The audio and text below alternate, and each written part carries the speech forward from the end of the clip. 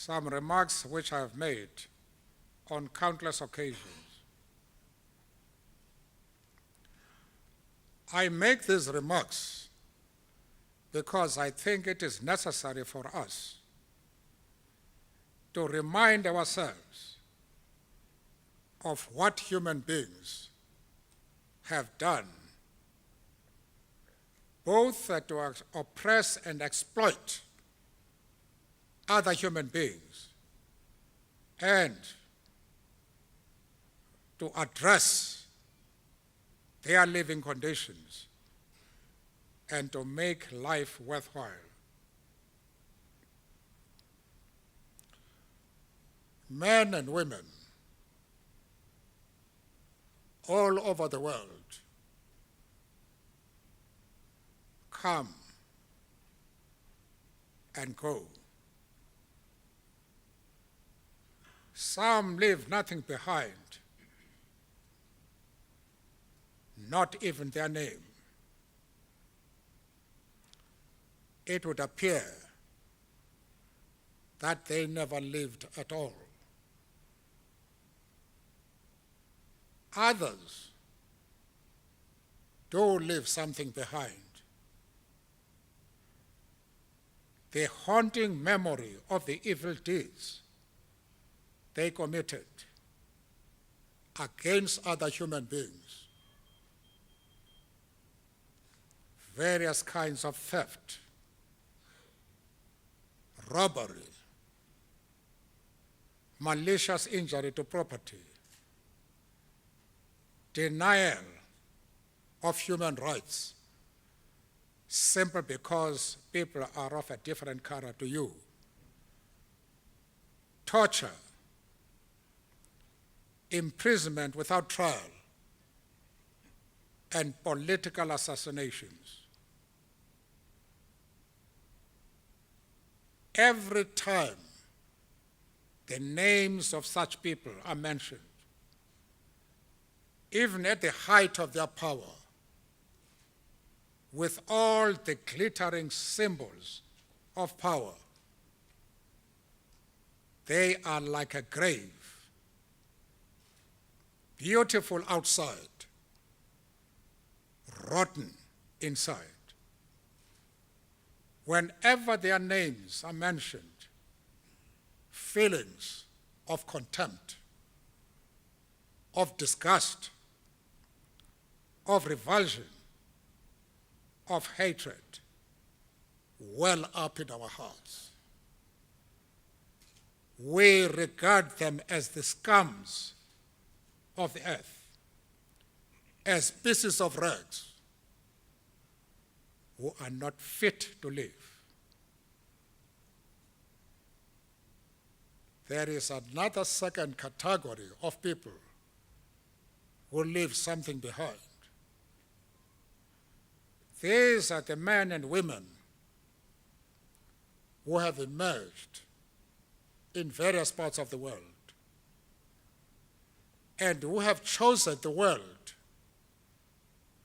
to be the battleground of their efforts, the theater of their operations. Their task in life is one. That is to improve the living conditions of the people amongst whom they live. To make life, to make everybody feel that it is worthwhile to live.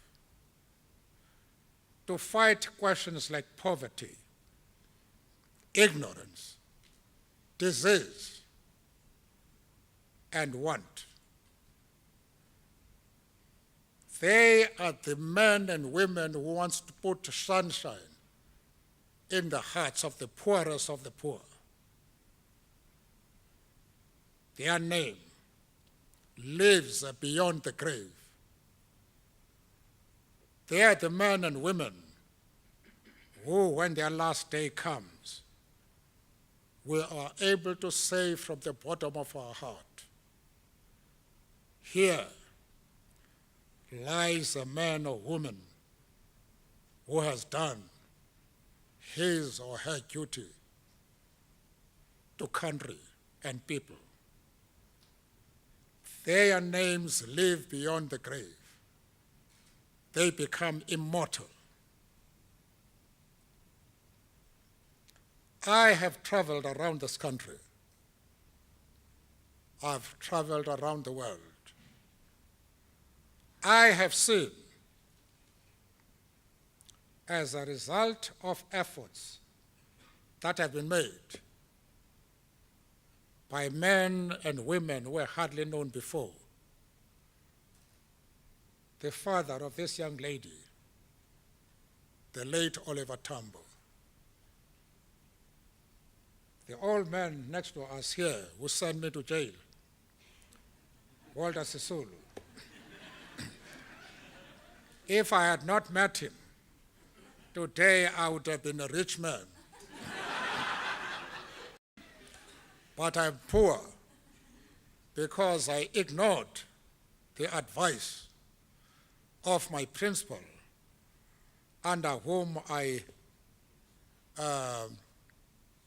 had my articles of clerkship as a lawyer. He kept on warning me, leave Sisulu alone. You will spend the greater part of your life in jail. I didn't believe him, and that's what happened as a result of association with him. But on a serious note, these are the men and the women who have put sunshine in the hearts of the poorest of the poor. But they are not the exceptions. As I look at you, there is written across the faces of many of you that feeling of immortality.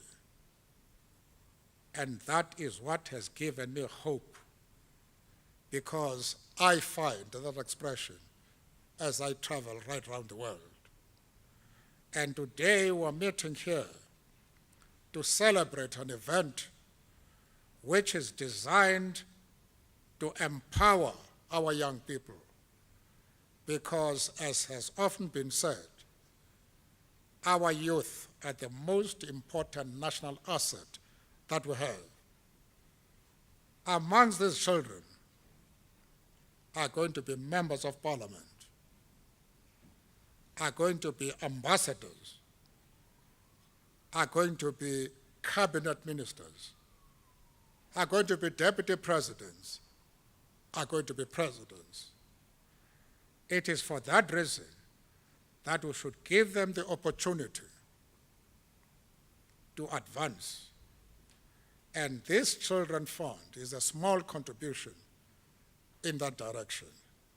And I'm very grateful that South Africans have responded to the challenge I made when I established this fund. There is no black man, there is no white man. All of them regard themselves as South Africans, and that this is a common cause which requires their participation. And it is for that reason that every night when I go to bed, I do so full of strength and hope, because I can see in my own country the rainbow nation emerging. Different cultures, but one nation. And it is in this spirit that I came here. And it is in that spirit that when I come to a gathering of this nature, I feel 50 years younger than I am. Thank you.